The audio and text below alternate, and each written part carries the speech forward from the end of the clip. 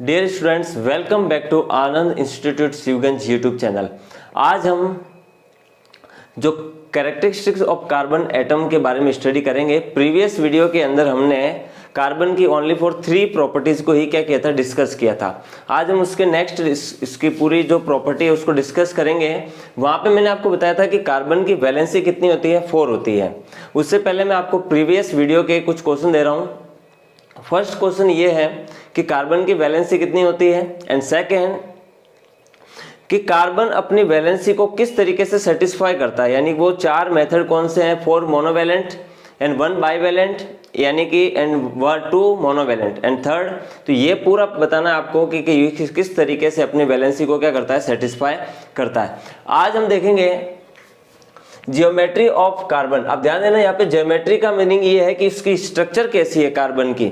लेकिन एक चीज ध्यान देना, यहाँ पर ये जो जियोमेट्री स्ट्रक्चर दे रहे हैं कार्बन की, ये ओनली पर उसके न्यूट्रल एटम की बात कर रहे हैं। यानी कि ऐसा नहीं कि जब कार्बन चार्ज है या तो ऐसी कंडीशन में, लेकिन मोस्ट ओवर आपको कार्बन चार्ज नहीं दिखेगा।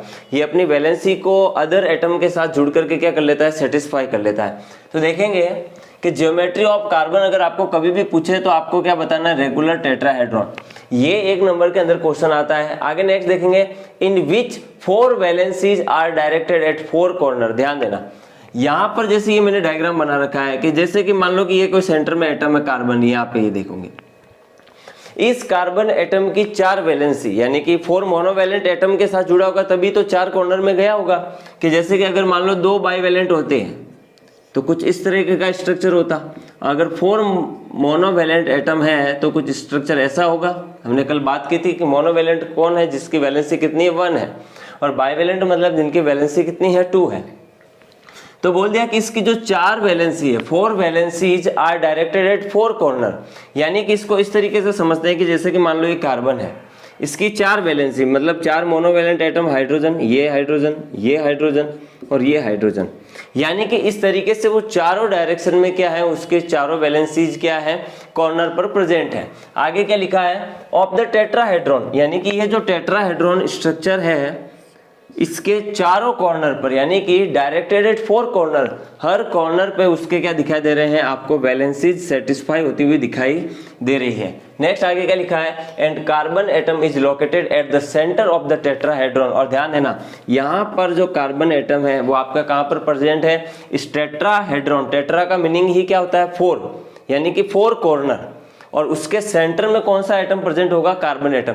लेकिन अगर हम इसको 3D व्यू में देखेंगे तो आपको कुछ इस तरीके से दिखाई देगा कि जैसे कि मान लीजिए कार्बन एटम बीच के अंदर है, सेंटर में, यहां से एक डायरेक्शन में उधर हाइड्रोजन प्रेजेंट है, एक इधर है और एक यहाँ और एक यहाँ पर। इस तरीके से कार्बन अपनी वैलेंसीज को क्या करता है, सेटिस्फाई करता है और रेगुलर टेट्राहेड्रॉन स्ट्रक्चर का क्या करता है, फॉर्मेशन करता है। ये आपके 1 नंबर के क्वेश्चन के अंदर, बोर्ड के अंदर कई बार पूछ लेते हैं।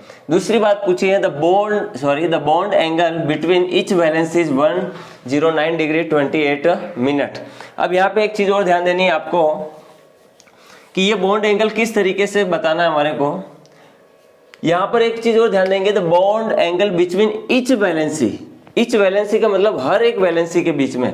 जैसे कि मान लीजिए ये कार्बन है और ये हाइड्रोजन ने इसकी एक वैलेंसी सेटिस्फाई की, यहाँ पर एक सेकंड वैलेंसी को ये क्या कर रहा है, सेटिस्फाई कर रहा है। थर्ड वैलेंसी हाइड्रोजन की, 4 वैलेंसी। क्या लिखा है, the bond angle between each valency, यानी कि इसकी वैलेंसी और इसकी वैलेंसी, या इसकी वैलेंसी या इसकी वैलेंसी, दोनों वैलेंसी के बीच में जो बॉन्ड एंगल होगा वो कितना होगा, 109 डिग्री 28 मिनट। लेकिन एक चीज और ध्यान देंगे यहाँ पर अब, कि जब ये मीनिंग आपको दिखाई दे रहा है, ये बॉन्ड एंगल, ये हमेशा 2 कॉरस्पॉन्डिंग बॉन्ड्स के बीच में होगा, between 2 corresponding bonds. Corresponding bonds का मीनिंग यानी कि एक बॉन्ड और सेकंड बॉन्ड, जो नेक्स्ट बॉन्ड है, उनके बीच के ही बॉन्ड एंगल को देखेंगे।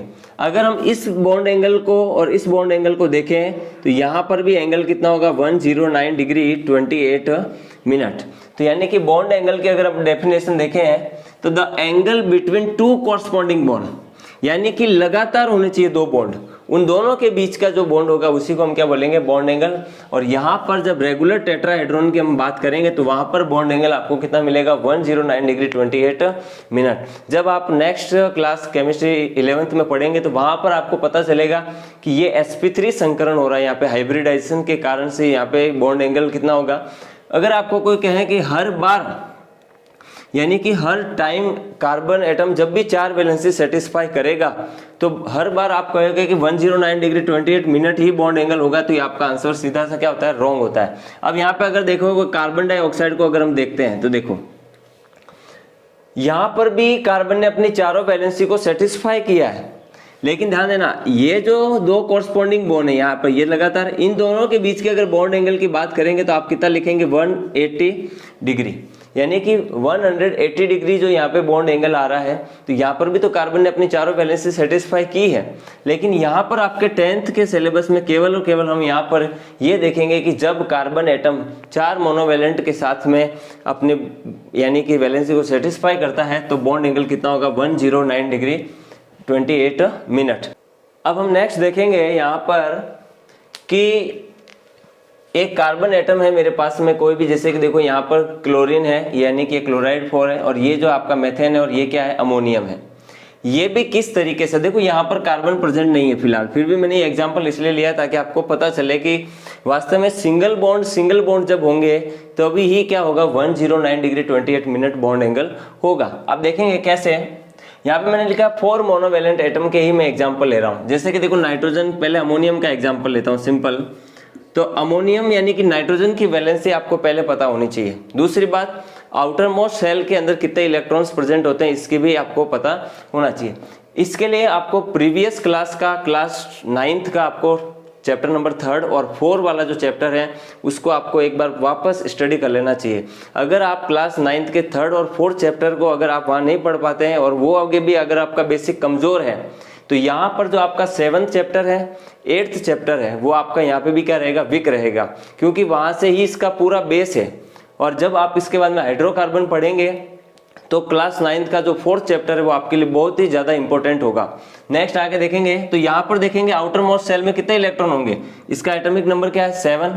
तो फर्स्ट सेल में आ जाएंगे 2 इलेक्ट्रॉन एंड सेकंड सेल में कितना आ जाएंगे, 5 इलेक्ट्रॉन। और ल्यूइस के अकॉर्डिंग ऑक्टेट रूल के यानी कि यहाँ पर कितने इलेक्ट्रॉन होने चाहिए थे, 8। तो देखेंगे यहाँ पर इसके पास में आउटर मोस्ट में कितने इलेक्ट्रॉन है, पहले तो वो रिप्रेजेंट कर देते हैं यहाँ पर हम, तो ये हो गए यहाँ पर 5 इलेक्ट्रॉन। नेक्स्ट है इसके साथ में जुड़ा हुआ कौन है, हाइड्रोजन। और हम जानते हैं कि हाइड्रोजन के पास में अगर हम बात करें तो हाइड्रोजन के पास में केवल कितना इलेक्ट्रॉन होता है, 1। ये भी क्या चाहता है कि मैं इनर्ट गैस का क्या कर लूं, यानी कि उसकी जगह चला जाऊं। जैसे कि देखो इनर्ट गैस में क्या होती है, हीलियम, इसके बाद में आपकी आएगी नियॉन, आर्गन, क्रिप्टॉन। इन सब के अगर आप इलेक्ट्रॉनिक कॉन्फ़िगरेशन को देखें तो इनके सारे आउटर मोस्ट सेल क्या होते हैं, कंप्लीट होते हैं, और इनकी वैलेंसी भी क्या होती है, 0 होती है। नियॉन की अगर हम देखें तो नियॉन का एटॉमिक नंबर कितना, 10। तो फर्स्ट सेल में 2 इलेक्ट्रॉन, सेकंड सेल में 8 इलेक्ट्रॉन। यहाँ पे न तो इसको इलेक्ट्रॉन किसी को देना है, ना इलेक्ट्रॉन लेना है, तो इसी कारण से ये किसी के साथ बॉन्ड भी बहुत कम बनाते हैं, तो इनके कंपाउंड्स भी आपको देखने को नहीं मिलते हैं, तो इनकी वैलेंसी क्या हो गई है, 0। अब हाइड्रोजन की अगर हम बात करें तो हाइड्रोजन के पास 1 इलेक्ट्रॉन है। हाइड्रोजन क्या चाहता है कि मैं भी हीलियम की जगह ले लूं, और हीलियम की जगह जैसे ही वो लेगा यानी कि 2 इलेक्ट्रॉन इसके फर्स्ट सेल में कंप्लीट हो जाएंगे तो ये क्या हो जाएगा, एक स्टेबल कंपाउंड हो जाएगा। जैसे आप हैं, जब बड़े होते हैं तो हम क्या चाहते हैं कि हमारे पास एक स्टेबल हाउस हो, यानी कि हमारे घर का घर हो। वैसे ये भी यही चाहता है कि मेरे पास एक घर का घर हो, यानी कि मेरे पास 1 लाख रुपए कमी है 1 इलेक्ट्रॉन की, वो 1 इलेक्ट्रॉन लेके मैं भी अपना एक स्थायी घर बना लूं, तो ये भी यही चाह रहे हैं। अब देखो ये इस तरीके से इसके साथ बॉन्ड बनाएगा, और 4 हाइड्रोजन है तो आपको 4 बॉन्ड बना लेने हैं इस तरीके से इनके साथ में। अब देखो नाइट्रोजन की वैलेंसी को काउंट करते हैं हम, 1 2 3 4 5 6 7 8 9। अब देखो यहाँ पे नाइट्रोजन की वैलेंसी कितनी हो रही है, 9, यानी कि ये एक्सेप्शन वाले केस के एग्जाम्पल है, इसलिए मैंने इसको यहाँ लिया था आपको देखने। अब देखो अगर हम नाइट्रोजन की बात करें, इनको बोलते हैं ऑक्टेट रूल डाइवर, यानी कि इंक्रीजिंग, यानी कि यहाँ पर वास्तव में ऑक्टेट रूल से भी ज्यादा क्या हो रहे हैं, इंक्रीज हो रहे हैं इलेक्ट्रॉन, तो ये एक्सेप्शन केस में आते हैं। हमारा एग्जांपल जो मेन है वो कौन सा है, मेथेन है। तो देखो कार्बन की आउटर मोस्ट सेल में कितने इलेक्ट्रॉन होते हैं, 4 इलेक्ट्रॉन होते हैं, और हाइड्रोजन इसके साथ जब जुड़ रहा है तो हाइड्रोजन के आउटर मोस्ट में कितना इलेक्ट्रॉन है, 1 इलेक्ट्रॉन। दोनों आपस में क्या बनाएंगे, बॉन्ड बनाएंगे इस तरीके से।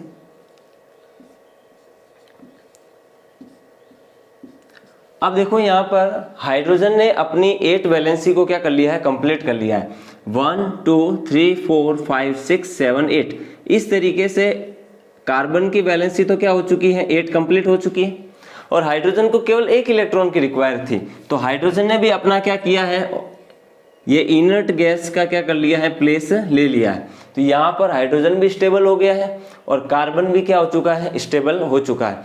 ये तो इस तरीके से आपको अपने क्या है एग्जाम्पल याद रखने हैं। क्लोरीन 4 का भी बता देता हूँ।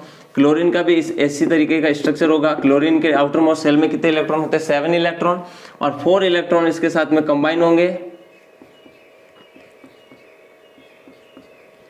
इस तरीके से ये क्या होगा, स्ट्रक्चर डेवलप होगा। यहाँ पर अगर आपको बॉन्ड एंगल की बात करें तो 109 डिग्री 28 मिनट ही ध्यान में रखना है। और CCl4 जो आपके बुक में दे रखा है उसका एग्जाम्पल भी सेम टू सेम इस तरह ही होगा। नेक्स्ट आगे हम बात करते हैं कैटेनेशन। बोर्ड के अंदर इसका क्वेश्चन हमेशा ही बनता है, यानी कई बार ये बोर्ड के अंदर क्वेश्चन आ चुका है। बहुत इंपॉर्टेंट डेफिनेशन है आपके लिए कि स्पेसिफिक प्रॉपर्टी है ये कार्बन की। कैटेनाइजेशन पूछते हैं कि कार्बन की एक स्पेसिफिक प्रॉपर्टी कौन सी है, तो आपको कौन सी बतानी है, catenisation. It can form branched. ध्यान देना, कार्बन क्या है, जब कार्बन कार्बन आपस में जुड़ते हैं तो ब्रांच्ड स्ट्रक्चर बनाते हैं, यानी कि एक लॉन्ग चेन बनाएंगे। नेक्स्ट आगे नॉन ब्रांच्ड, कई बार वो ब्रांच नहीं भी बनाएगा। जैसे अब CH4 को देख लो आप, तो CH4 नॉन ब्रांच्ड है क्योंकि यहाँ पर ओनली फॉर कितना कार्बन है, 1 कार्बन है। लेकिन अगर मैं कार्बन कार्बन और इस तरीके से कार्बन जोड़ता हूं तो यहां पर आपको दिख रहा होगा कि कार्बन कितने हैं, 3 कार्बन से, और आपस में कनेक्टेड है, तो ये कैसी स्ट्रक्चर होगी, branched. And cyclic compound, cyclic compound का मीनिंग कि जैसे कि मान लो ये कार्बन है, ये कार्बन है और ये कार्बन इस तरीके से अगर ये आपस में जुड़ जाए तो ये कैसा हो जाएगा, साइक्लिक कंपाउंड। कैसा हो जाएगा, साइक्लिक कंपाउंड।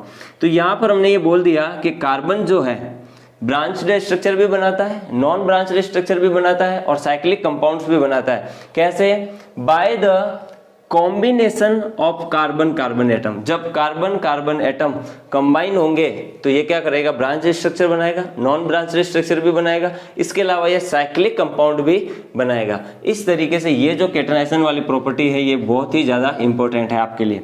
नेक्स्ट आगे, carbon atom with carbon atom can form single bond and double bond. अब ध्यान देने वाली बात यह है कि जब भी कार्बन और कार्बन बॉन्ड आप कार्बन कार्बन के साथ अटैच होगा, अभी हमने थोड़ी देर पहले ये देखा कि कार्बन कार्बन के साथ जब जुड़ता है तो branched, non branch and cyclic compound क्या करता है, डेवलप करता है, यानी कि फॉर्मेशन। अब देखो यहाँ पे बोला है कि जब कार्बन कार्बन एटम के साथ जुड़ेगा तो क्या बनेगा, सिंगल बॉन्ड भी बनेगा कई बार। लेकिन सिंगल बॉन्ड कब बनेगा, जब वो मोनोवेलेंट एटम के साथ जुड़ा हुआ होगा। डबल बॉन्ड भी बनाएगा और ट्रिपल बॉन्ड भी बनाएगा। तो कैसे है, ये वैलेंसी पर डिपेंड करता है कि उसके साथ में वैलेंसी को सेटिस्फाई करने के लिए हमारे पास में अगर है तो हम बॉन्ड क्या रखेंगे, सिंगल। अब जैसे कि मेरे पास जैसे कार्बन ये है, अगर ऐसी कंडीशन आपको कभी दिखाई दे तो यानी यहाँ पे कार्बन और कार्बन के बीच में कैसा बॉन्ड है, सिंगल बॉन्ड है। तो यहाँ पर सीधी सी बात है कि इस कार्बन की अभी केवल कितनी वैलेंसी सेटिस्फाई हुई है, 1, और इस कार्बन की भी कितनी वैलेंसी सेटिस्फाई हुई है, ओनली फॉर 1। अब यहाँ पे 3 वैलेंसी सेटिस्फाई करनी है। तो मैंने आपको प्रीवियस वीडियो के अंदर बता दिया था कि वैलेंसी कैसे सेटिस्फाई कर सकते हैं। या तो आप यहाँ पे 3 मोनोवैलेंट ले लीजिए, या फिर 1 बाईवैलेंट, एक 1 मोनोवैलेंट ले लीजिए, और थर्ड जो आपके पास ऑप्शन होगा यहाँ पे ट्राईवैलेंट ले लीजिए। इस तरीके से आपको वैलेंसी क्या करनी है, सेटिस्फाई करनी है। तो मैं यहाँ पे ओनली फॉर 3 मोनोवैलेंट के थ्रू इसको सेटिस्फाई करा रहा हूँ। तो ये आपका हो जाएगा एल्केन। क्या हो जाएगा, एल्केन। नेक्स्ट अगर हम बात करें कि जब कार्बन कार्बन से डबल बॉन्ड के साथ जुड़ रहा है तो देखो इस कार्बन की कितनी वैलेंसी सेटिस्फाई हो चुकी है, 2 वैलेंसी, और इस कार्बन की भी कितनी वैलेंसी सेटिस्फाई हो चुकी है, 2। यानी कि अभी 2 वैलेंसी सेटिस्फाई होना बाकी है। तो मैंने 2 मोनोवैलेंट के साथ सेटिस्फाई कर दिया। या फिर आप ये भी कर सकते हैं 1 बाईवैलेंट के साथ सेटिस्फाई करवा दीजिए, लेकिन ट्राईवैलेंट के साथ सेटिस्फाई नहीं हो सकती है क्योंकि अब 5 वैलेंसी सेटिस्फाई नहीं करनी है। यहाँ पे ओनली फॉर कार्बन की कितनी वैलेंसी सेटिस्फाई होती है, 4 वैलेंसी। तो इस तरीके से मैं यहाँ पे इसको सेटिस्फाई कर लिया। अगर कार्बन और कार्बन के बीच में ट्रिपल बॉन्ड बनता है जैसे कि मान लो ये कार्बन कार्बन बीच ट्रिपल बॉन्ड। अब इस कार्बन की 3 वैलेंसी सेटिस्फाई हो चुकी है, ओनली 4 कितनी वैलेंसी सेटिस्फाई होनी बाकी है 1 1। एक चीज और ध्यान देना है कि जब भी कार्बन और कार्बन के बीच में सिंगल बॉन्ड होगा तो ऐसी जो सीरीज होगी उसका नाम क्या होगा, एल्केन। क्या नाम होगा, एल्केन। ये चीज का आपको विशेष ध्यान देना है। जब भी कार्बन और कार्बन के बीच में सिंगल बॉन्ड होगा उस जो स्ट्रक्चर होगी कंपाउंड वो वास्तव में किसका मेंबर होगा, एल्केन का मेंबर होगा। नेक्स्ट, जब कार्बन और कार्बन के बीच में डबल बॉन्ड हो तो वहां पे कौन सी स्ट्रक्चर बनेगी, एल्कीन की स्ट्रक्चर बनेगी, यानी वो एल्कीन का मेंबर है। नेक्स्ट आगे, जब कार्बन और कार्बन के बीच में ट्रिपल बॉन्ड हो तो ऐसी कंडीशन में वहां पर क्या होगा, एल्काइन। क्या होगा, एल्काइन। तो ये ध्यान देना है, कार्बन कार्बन के बीच single bond alkane, double bond है तो एल्कीन और ट्रिपल बॉन्ड है तो एल्काइन। यहाँ पर ये ध्यान देना है इन, एन और आइन। जो हमारा नेक्स्ट हाइड्रोकार्बन के अंदर जब हम इनका नोमेनक्लेचर पढ़ेंगे तो पूरा का पूरा चैप्टर इन्हीं वर्ड पे डिपेंड है, एन, इन और आइन के ऊपर ही हमारा पूरा चैप्टर क्या होगा, डिपेंड होगा। नेक्स्ट प्रॉपर्टी जो है हमारी, कार्बन एटम फॉर्म्स हाइड्रोकार्बन। अब ध्यान देना, कार्बन एटम फॉर्म्स हाइड्रोकार्बन। अब आपके लिए 10th क्लास में फर्स्ट टाइम ये वर्ड आ रहा है हाइड्रोकार्बन। यहाँ पर हाइड्रोकार्बन के मीनिंग को समझेंगे तो हाइड्रो का मीनिंग है हाइड्रोजन से और कार्बन का मीनिंग किससे है, कार्बन से। यानी कि वो कंपाउंड जिसके अंदर हाइड्रोजन भी हो और कार्बन भी हो तो वो क्या हो जाएगा, हाइड्रोकार्बन। जैसे कि मेथेन है, देखो कार्बन भी है और हाइड्रोजन भी है तो ये क्या हो गया, हाइड्रोकार्बन। लेकिन इसको आप हाइड्रोकार्बन नहीं बोल सकते क्योंकि यहाँ पर क्या है, नाइट्रोजन है।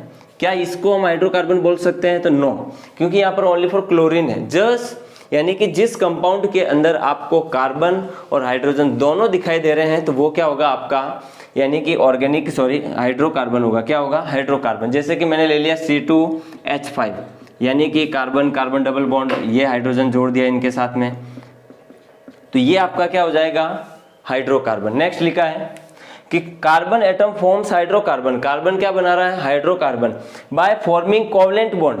कोवलेंट बॉन्ड के बारे में आपने प्रीवियस क्लास में पढ़ा है, by equal sharing of electron. दोनों इक्वल शेयर कर रहे हैं। देखो इस के बॉन्ड और इस बॉन्ड के बीच में देखते हैं, जैसे यहाँ बॉन्ड में देखते हैं, इस कार्बन का जो ये 1 इलेक्ट्रॉन है और इस हाइड्रोजन का जो 1 इलेक्ट्रॉन है, ये आपस में क्या कर रहे हैं, इक्वल शेयरिंग कर रहे हैं। ये भी इसको 1 इलेक्ट्रॉन डोनेट कर रहा है, ये भी इसको 1 इलेक्ट्रॉन दे रहा है। जब इसको जरूरत होगी तो ये यहाँ से ले लेगा, जब इसको जरूरत होगी यहाँ से ले, ये इक्वल शेयरिंग है।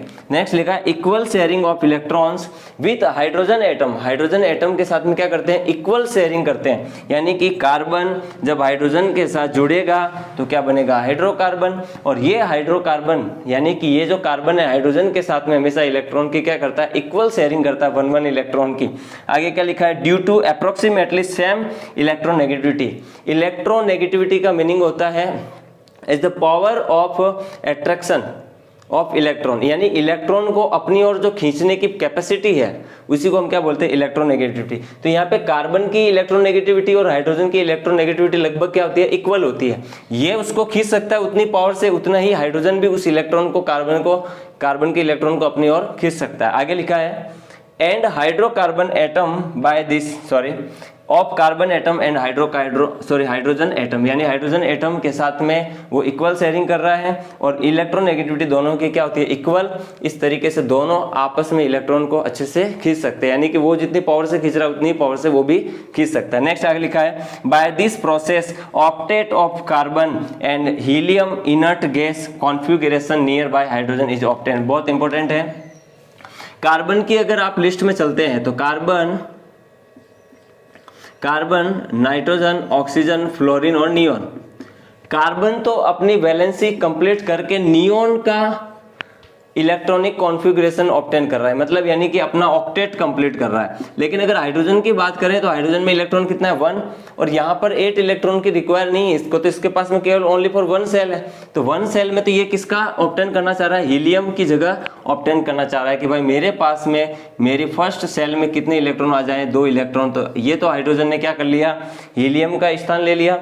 और जो कार्बन है वो किसका स्थान लेगा, इनर्ट गैस का। और हीलियम भी क्या है, इनर्ट गैस के अंदर ही आती है। और ये ध्यान रखना है इनर्ट गैस की जो वैलेंसी होती है वो क्या होती है, 0 होती है।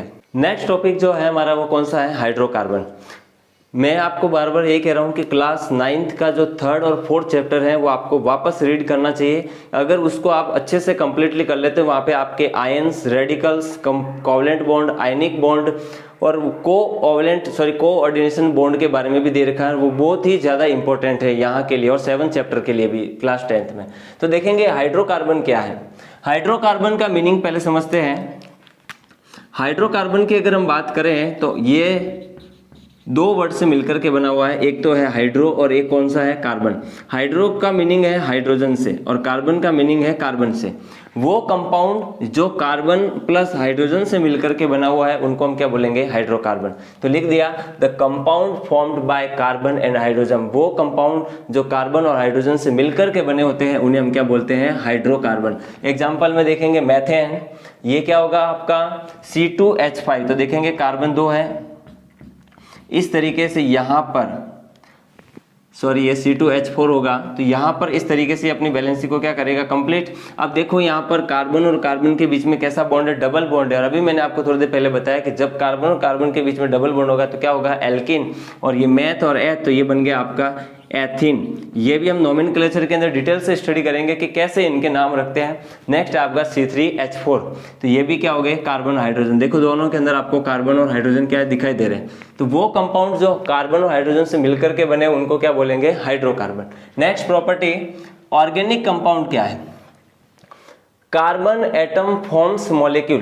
कार्बन एटम क्या कर रहा है, मॉलिक्यूल्स बना रहा है। कैसे, bye combination with other atom.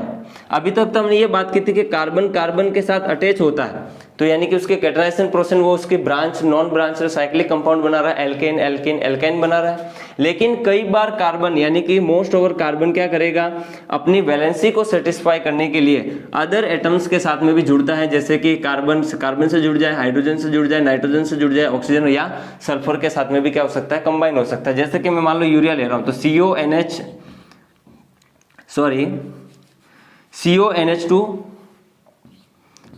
NH2 अब देखो यहाँ पर कार्बन ऑक्सीजन के साथ भी जुड़ा हुआ है, नाइट्रोजन के साथ भी जुड़ा हुआ है और हाइड्रोजन के साथ में भी जुड़ा हुआ है। तो ये कैसे कंपाउंड है, ऑर्गेनिक कंपाउंड है। लेकिन अगर कार्बन हाइड्रोजन के साथ जुड़ा हुआ है तो क्या होगा, हाइड्रोकार्बन। ठीक है, नेक्स्ट आगे, फॉर अटेनिंग स्टेबिलिटी। ये भी क्या चाह रहे हैं, स्टेबिलिटी। कौन चाह रहा है, कार्बन। और ये स्टेबिलिटी चाहने के लिए, यानी ये चाह रहा क्या है कि मुझे स्टेबिलिटी मिले। स्टेबिलिटी कब, जब इसकी वैलेंसी क्या हो, 0। और वैलेंसी 0 कब होगी, जब इसका ऑक्टेट क्या होगा, कंप्लीट हो जाएगा। तो यहाँ पे लिख दिया कि कार्बन एटम क्या बना रहा है, मॉलिक्यूल्स। कैसे, कॉम्बिनेशन विद अदर एटम, अलग एटम्स के साथ जुड़ करके। किस लिए, अटेनिंग स्टेबिलिटी। ये क्या चाहता है कि मुझे स्टेबिलिटी मिले।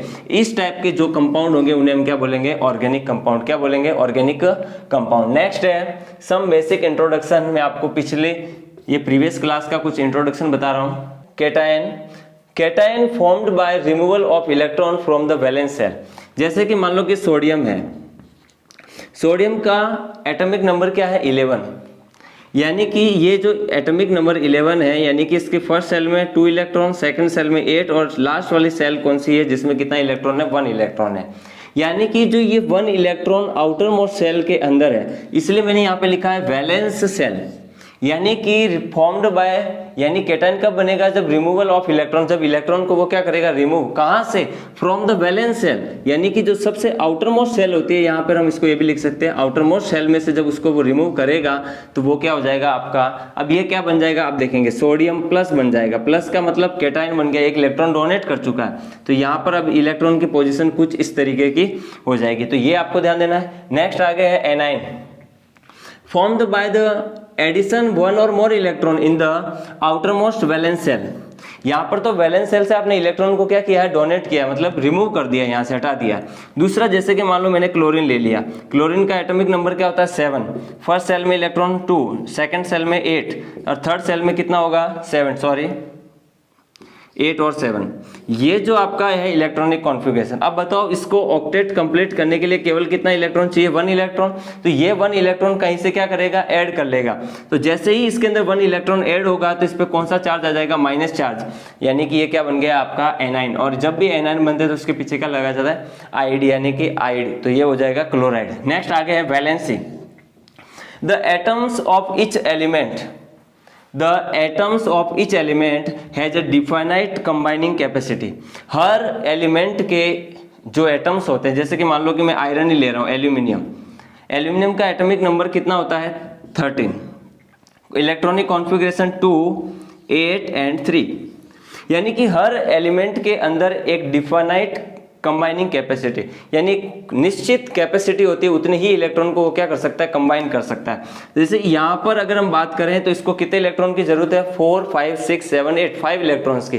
5 इलेक्ट्रॉन इसको कोई देने वाला नहीं है, तो ये क्या करेगा, अपने 3 इलेक्ट्रॉन को डोनेट करके एल्यूमिनियम पे कैसा चार्ज लाएगा, +3 चार्ज लाएगा। और कंबाइनिंग की कैपेसिटी, जैसे यहाँ पे क्लोरीन की बात करें तो इसके पास कितनी कैपेसिटी थी, ओनली फॉर 1 इलेक्ट्रॉन की। तो यही क्या होती है, वैलेंसी। क्या होती है, वैलेंसी। कि इलेक्ट्रॉन कितने डोनेट कर सकता है वो उसकी वैलेंसी, दूसरी बात वो कितने इलेक्ट्रॉन गेन कर सकता है, ये उसकी क्या होगी, वैलेंसी होगी। ये जो आपके इंपॉर्टेंट टॉपिक था, इस तरीके से क्या होता है, कंप्लीट होता है। नेक्स्ट वीडियो के अंदर हम हाइड्रोकार्बन के बारे में डिस्कस करेंगे डिटेल से। Thanks for watching. जय हिंद, वंदे मातरम।